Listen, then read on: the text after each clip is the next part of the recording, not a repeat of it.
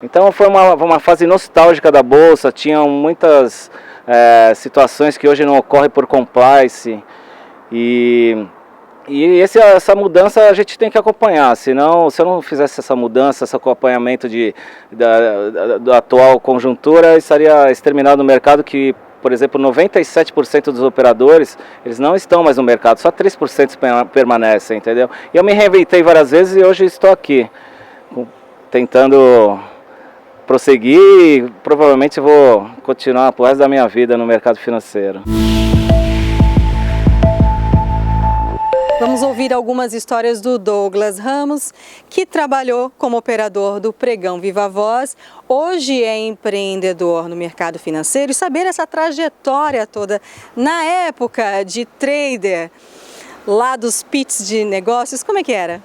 Ah, sim, você pegava um telefone exclusivo do ambiente, você recebia ordens através do telefone, comprar ou vende, e você apregoava, fazia gestos e você fechava e a sua palavra valia mais do que qualquer cheque assinado, entendeu? A nossa palavra era muito importante. Senão, se você não mantivesse esse fechado você chegar e cumprir com o seu fechado, você, por exemplo, aos poucos você ia saindo do mercado. Porque o mercado exigia de você uma atitude mesmo e cumprir com o que você apregoava, entendeu?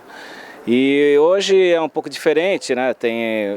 Antes não tinha fila, eu apregoava, fechava, às vezes a gente fechava até com pessoas que tinham mais simpatia no meio da roda, muita gente, eram 200 operadores em cada roda, era uma gritaria e era uma pressão enorme, várias vezes a gente quebrou a porta da bolsa de tanta pressão e acabava operando lá fora na praça em frente à bolsa, entendeu? Mas assim, porque era um movimento enorme que hoje não existe, aquele tete a tete, né? Então era outro tipo de informação que o cliente exigia, hoje já é outro. Então foi uma fase nostálgica da Bolsa, tinham muitas situações que hoje não ocorrem por compliance e essa mudança a gente tem que acompanhar, senão se eu não fizesse essa mudança, esse acompanhamento da atual conjuntura, estaria exterminado no mercado que, por exemplo, 97% dos operadores, eles não estão mais no mercado, só 3% permanecem, entendeu? E eu me reinventei várias vezes e hoje estou aqui, tentando prosseguir e provavelmente vou continuar pro resto da minha vida no mercado financeiro. E foi um período um pouco traumático para muitos operadores que se viam ali naquela função para o resto de suas vidas, né? Sim, inclusive em 2007 eu tive a oportunidade de adentrar o pregão da NYBOT lá nos Estados Unidos e pela distância, assim, era muito parecido, muito semelhante. O que estava acontecendo lá, depois de 2 anos começou a acontecer aqui, mas eles já estavam preparados. Existiam acho que 1.800 operadores, só que eles já estavam com 3 gerações no pregão, pai para filho, avô, tudo operando lá, e não se prepararam para uma mudança que eles achavam que aquilo era algo assim que ia ser eterno. E muitos deles, conversando, eu soube que viraram taxistas. Então, isso aconteceu aqui também depois, porque as pessoas não se prepararam, não tinha preparação educativa para continuar no mercado. Então, foi um trauma enorme. Então, as pessoas, um olhava para a cara do outro assustado. Tínhamos um emprego diferenciado, com uma rentabilidade muito acima da média, muito peculiar, mas infelizmente as pessoas a maioria não conseguiu entender que ela tinha que sentar numa sala de aula para poder enfrentar um novo ciclo do mercado financeiro que estava se abrindo. Depois do pregão, quando tudo acabou, Viva Voz, o que você foi fazer? Então, aí eu tive a oportunidade de subir para a mesa de operações, que era onde saí do pregão Viva Voz e fui para a mesa. Só que eu cheguei lá, assim, as informações eram gigantes, eu estava assim competindo com traders que saíram de várias faculdades renomadas e eu chegando de uma forma assim mais tradicional de operacional e eles já estavam com com uma bagagem um pouco melhor para atuar na mesa de operações. Então eu cheguei lá, não sabia nem o que era um clique num botão para operar no mercado eletrônico. Aí eu sentei e me assustei muito com aquilo, fiquei vários dias sem dormir e pensando o que eu ia fazer. Recebi várias orientações e algumas também cobranças que eu não tinha conhecimento. Então, assim, eu estava num mundo totalmente desconhecido, apesar da minha experiência que eu entrei desde 82 na Bolsa.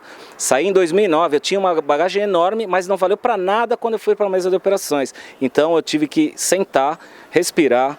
Meu salário também foi totalmente modificado. Parei, falei assim, aqui vai ser minha universidade. Daquele ponto em diante, eu cheguei, sentei e comecei a me educar para poder enfrentar todo aquele pessoal que já estava preparado muito antes do que eu. E eu fui caminhando do meu jeito, de outro fui conquistando e consegui sobreviver até o momento. Bom, hoje você é empreendedor e está na área educativa do mercado financeiro. Uma opção de vida também, você está no litoral, associando o trabalho à qualidade de vida. Hoje, qual é a necessidade do cliente? E numa comparação que o cliente pedia na época do pregão Viva Voz? Então, os clientes antigamente, eles usavam o nosso conhecimento de leitura de mercado. É assim, como se fosse o tape reading hoje do eletrônico, era o que a gente via. Por exemplo, o cliente chegava, perguntava, fazia a pergunta, tal a corretora está vendendo, que cliente que é aquele lá? Então eles procuravam entender, fazer um mapeamento do mercado da atuação naquela roda, de quais os players que estavam participando naquele momento, ou na compra ou na venda, para poder tomar decisões também. Então, através do operador.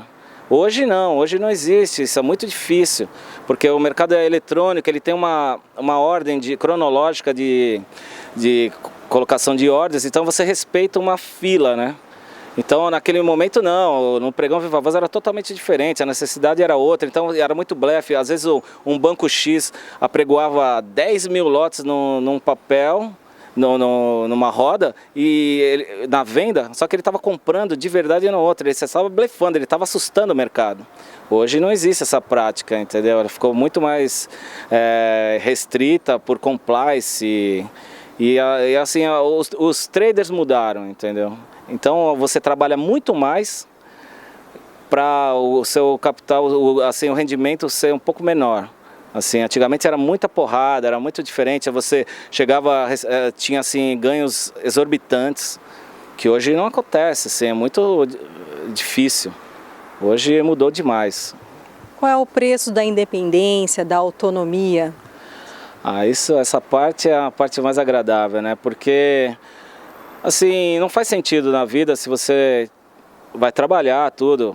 Claro, eu também me dedico demais aqui, mas assim, a minha satisfação já está nisso também, embutida. Porque eu não tenho horário para chegar, não tenho horário para sair, mas antes também não tinha. Só que o meu prazer é o quê? Estou fazendo com ninguém, eu não tenho assim, obrigação, mas assim, eu quero extrair tudo que eu tenho de conhecimento para as pessoas que vêm me estimular. E isso faz eu ser feliz. Minha felicidade é poder tirar o que eu tenho de conhecimento e transportar para as pessoas que vêm a nos procurar. Planos para o futuro? Vários, né? Acho que aqui, por exemplo, é só uma semente, inclusive alguns acham que aqui é o litoral. Não, mas o litoral tem bastante campo para isso. Nós estamos inovando aqui com algumas peculiaridades do escritório e assim, o nosso plano é subir e decolar junto com a XP, e a gente está com uma parceria muito importante, uma corretora, aqui nós estamos bem focados nesse sentido e não estamos medindo esforços para conseguir esse êxito. Desbravar um mercado, você formar os clientes, como é essa experiência? Assim, é tão perto e tão diferente o jovem, por exemplo, de Santos, porque assim, a economia local é um pouco diferente, o emprego aqui tem assim, os salários são diferentes, e lá em São Paulo era muito mais fácil você abordar. Aqui eu tive um problema muito sério, por exemplo, eu cheguei aqui, eu não conhecia ninguém, apesar de estar morando um bom tempo, mas assim, eu trabalhava em São Paulo, então vivia lá. Então como eu ia abordar um cliente e ele tem ficar à vontade de chegar e conversar comigo sobre finanças pessoais, é um negócio muito pessoal, entendeu? Então eu tive que entender como que era a cidade.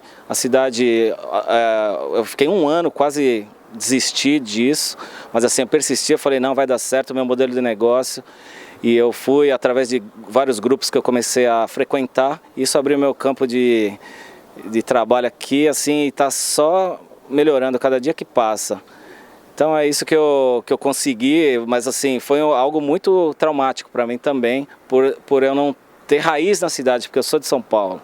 Então não tinha raiz assim de amizades assim desde a infância, sabe? Não constitui um núcleo de amizades assim para esse sentido, mas eu consegui, de uma certa forma, fui me reinventando novamente nesse sentido também. Douglas, muito obrigada pela entrevista e por dividir a sua história de luta e de sucesso conosco. Eu que agradeço, espero que as pessoas usufruam do nosso espaço para uma educação financeira super necessária na atual conjuntura do mercado. Obrigada. Luciane Miranda para a Educascope TV.